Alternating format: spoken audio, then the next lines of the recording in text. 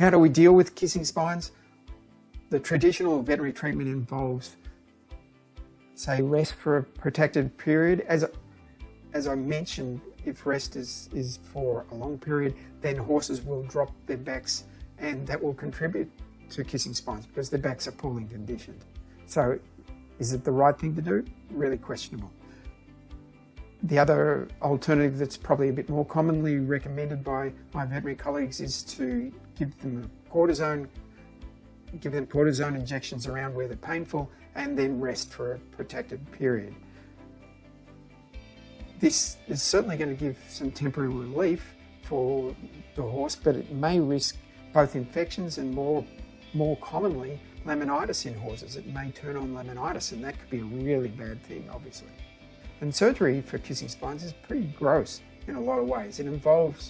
One of the surgeries involves removing every second vertebrae, the tip of, that is. So it could remove this one and this one, so there's no interference of the vertebrae anymore. The other surgery that is perhaps even more popular is to cut down in between the vertebrae. And this affects the stability of the vertebrae, but it cuts the nerves and therefore cuts off the pain signals from that area. So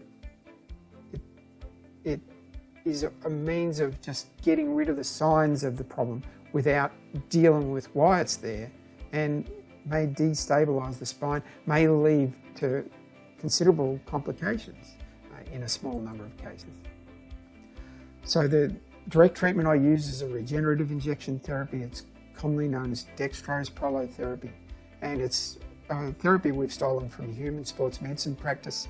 It's been done in humans since the 1950s or before, and like in this photo from one of the main texts on prolotherapy, the material, the injection is injected either directly, either just inside of the interspinous ligaments or a little bit more to the edge of the ligaments themselves. And this actually helps to cause the repair of the strained tissue. It causes the release of growth factors, it reduces nerve inflammation, and it turns off pain. So it's a very good therapy for a painful area, and in not only reducing the pain but encouraging healing. So the irritated bone surfaces treated, the area between the vertebrae, the interspinous ligaments, and the junction between the supraspinous and interspinous ligaments are all treated. And this treatment is actually quite safe, quite straightforward, and clinically very effective. So I would love more veterinarians to adopt this method of treating them rather than going for surgery and other things like cortisone for the problem. There's many facets to indirect treatments. It's about getting pain under control. In my practice, veterinary chiropractic and veterinary osteopathic techniques, coupled with veterinary acupuncture, are the indirect treatments, if you like it, and then getting horses doing the right sort of exercises, dealing with saddle pain and getting them in more suitable saddles. And the exercises, of course, have got to help the horse develop its core strength. We use nutritionists to help the owners get the nutrition more balanced so they can build muscle better, and everything has got to work in that sort of whole horse approach to get things going right.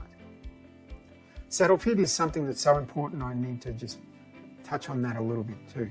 Saddle fit is not just a matter of traditionally fitting the saddle so it matches a horse's back. It's got to take into account the more sensitive parts of the horse's back. It's got to make sure that the saddle is distributing the weight of the rider really well and distributing them, as I was saying, into the right sort of places. Sadly,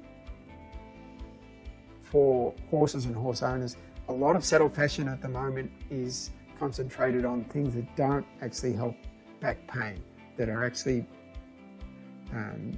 supposedly freeing the shoulder or bringing the rider closer to the horse. And a lot of these things actually increase the amount of soreness horses have in their back. Hopefully it will give you a better insight than you had and get rid of some of the misunderstandings that you've had. Well, 3 things I'd like you to go home with particularly. And one is that kissing spines are a symptom not just one problem, but a much bigger problem. And we need a whole horse approach to dealing with it. That surgery is very much a symptomatic treatment, and is, even if you use rehab with it, is still only turning off a symptom, and is unnecessary in all but except very rare cases. And the other thing is, please don't go on the internet and end up down those rabbit burrows of misinformation, which are really in abundance about kissing spines. Please avoid doing that.